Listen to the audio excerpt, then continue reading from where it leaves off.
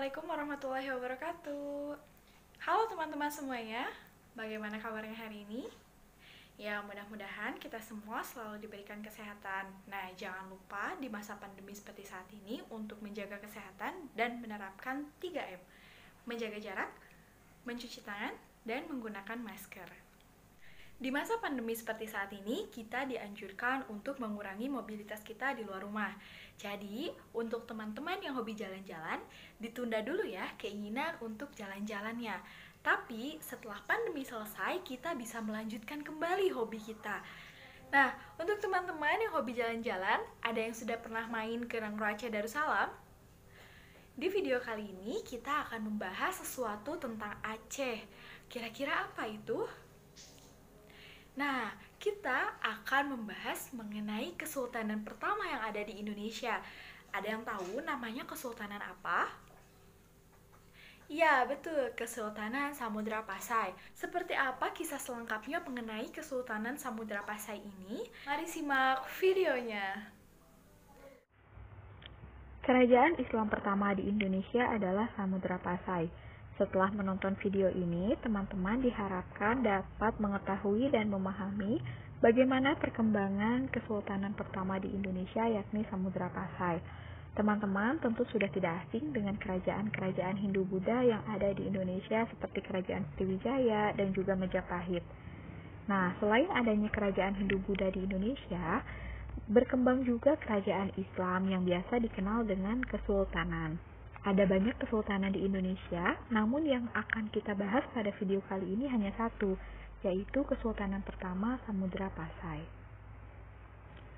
Dalam video ini, kita akan mempelajari bagaimana awal mula berdirinya Kerajaan Samudra Pasai, kemudian bagaimana perkembangan serta masa kejayaan Kerajaan Samudra Pasai, kemudian masa keruntuhan Kerajaan Samudra Pasai, dan yang terakhir apa saja peninggalan sejarah dari Kerajaan Samudra Pasai. Baik, kita langsung saja. Kesultanan Samudra Pasai terletak di Aceh dan merupakan kerajaan Islam pertama di Indonesia yang didirikan oleh Merah Silu pada tahun 1267. Malik Al-Saleh adalah nama baru Merah Silu setelah ia memeluk agama Islam dan merupakan Sultan Islam pertama di Indonesia. Kerajaan Samudra Pasai merupakan gabungan dari Kerajaan Pasai dan Perlak dengan Raja pertama Malik Al-Saleh. Pada masa jayanya, Samudra Pasai merupakan pusat perdagangan penting di kawasan itu yang dikunjungi oleh para saudagar dari berbagai negeri seperti Cina, India, Syam, Arab, dan juga Persia. Komoditas utamanya adalah lada, kapur barus, dan emas. Sebagai bandar perdagangan yang besar, Samudra Pasai mengeluarkan mata uang emas yang disebut dengan dirham. Uang ini digunakan secara resmi di kerajaan tersebut.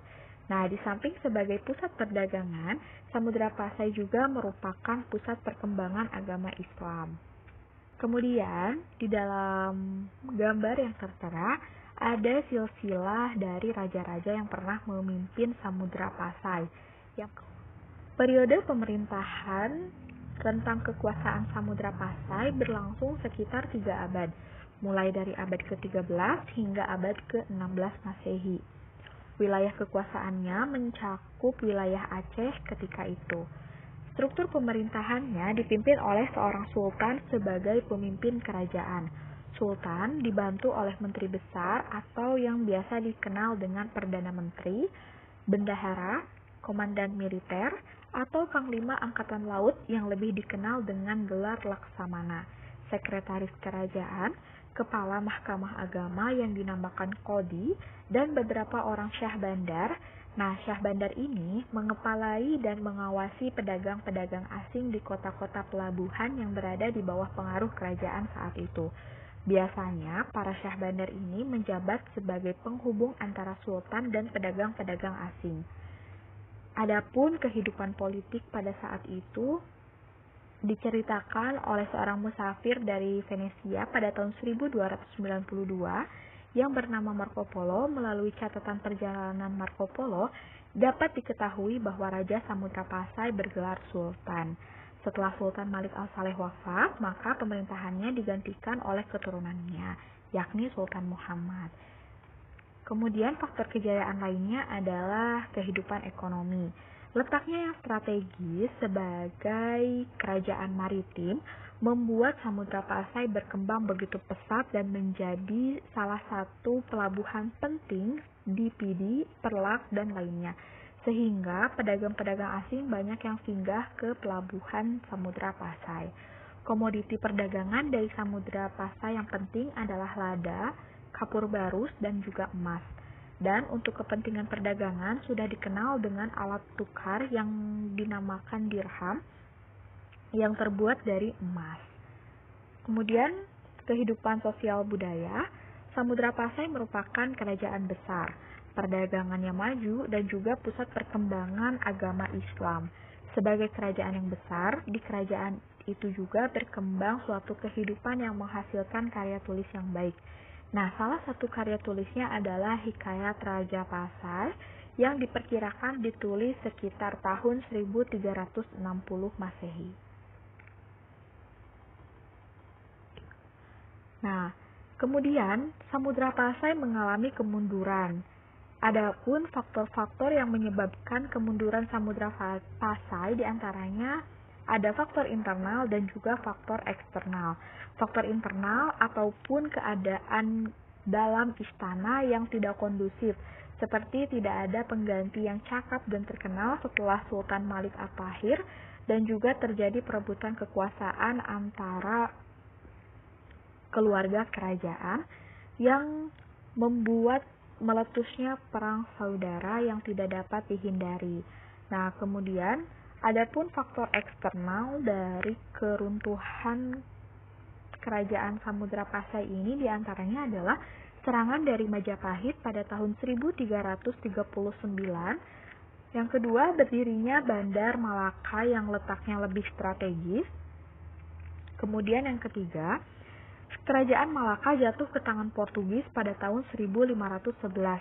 Karena kurang kuatnya pertahanan dari Samudra Pasai ini dan juga Malaka telah jatuh ke tangan Portugis, 10 tahun kemudian Portugis menyerang Samudra Pasai pada tahun 1521 Masehi di bawah pemerintahan Sultan Zain al-Abidin. Akhirnya Samudra Pasai takluk kepada Portugis. Namun, kesultanan ini tidak hilang begitu saja. Bibit-bibit kesultanan tergabung menjadi bagian dalam wilayah Kerajaan Aceh Darussalam pada tahun 1524 Masehi. Adapun setelah keruntuhan dari Samudra Pasai, ada beberapa peninggalan kesultanan yang masih tersimpan hingga sampai saat ini. Di antaranya yang pertama adalah dirham. Dirham ini merupakan alat tukar atau mata uang yang dikeluarkan oleh sultan dan biasanya bertuliskan nama sultan yang memerintah pada saat itu. Digunakan sebagai alat transaksi. Kemudian yang kedua adalah cakradonya, yang merupakan lonceng yang diberikan oleh kerajaan Cina melalui Laksamana Cheng Ho yang merupakan pelayar tangguh sebagai ikatan persahabatan antara kerajaan Cina dengan kerajaan Samudra Pasai. Kemudian yang ketiga, naskah surat Sultan Zainal Abidin yang ditulis oleh Sultan Zainal Abidin sebelum meninggal pada tahun 1518 Masehi. Surat ini ditujukan kepada Kapitan Moran yang bertindak atas nama wakil Raja Portugis di India. Kemudian yang keempat ada stempel kerajaan.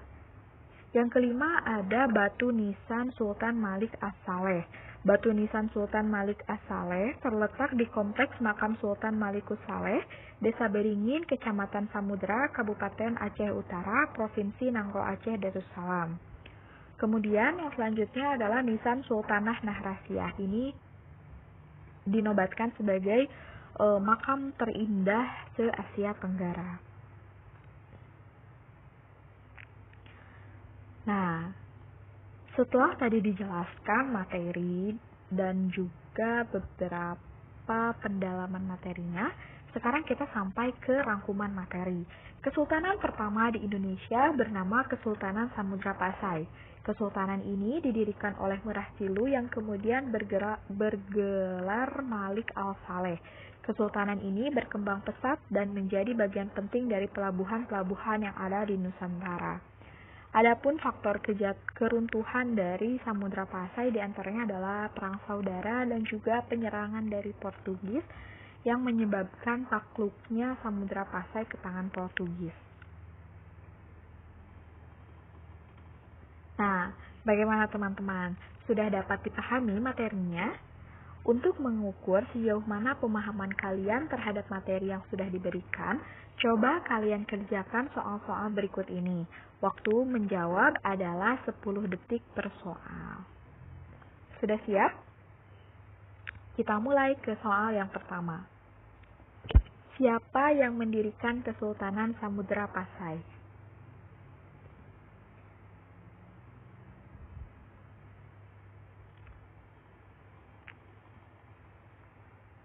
Jawabannya, Merasilu atau Sultan Malik Al-Saleh. Betul tidak jawabannya? Ya, kita lanjut ke soal yang kedua. Stempel Kerajaan 1. Stempel Kerajaan Pasai. 2. Nisan Sultanah Nahrasiyah. 3. Candi Sukuh. 4. Masjid Baitur Rahman. 5. Dirham. Yang merupakan peninggalan Kesultanan Samudra Pasai ditunjukkan oleh nomor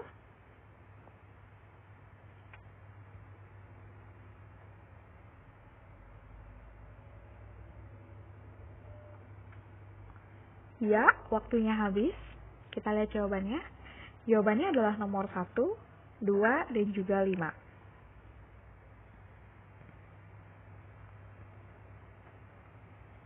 Pertanyaan selanjutnya. Apa komoditi utama dalam perdagangan Kesultanan Samudra Pasai?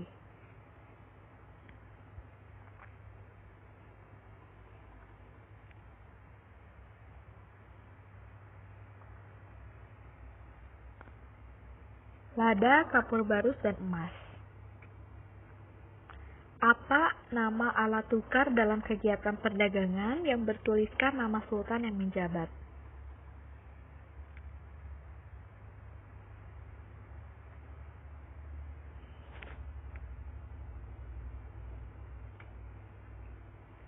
Ya, jawabannya adalah dirham. Bagaimana teman-teman? Ini merupakan soal terakhir. Jadi, teman-teman betul berapa dari pertanyaan tadi? Tuliskan di kolom komentar ya. Sekian materi yang dapat saya sampaikan pada pertemuan di video kali ini.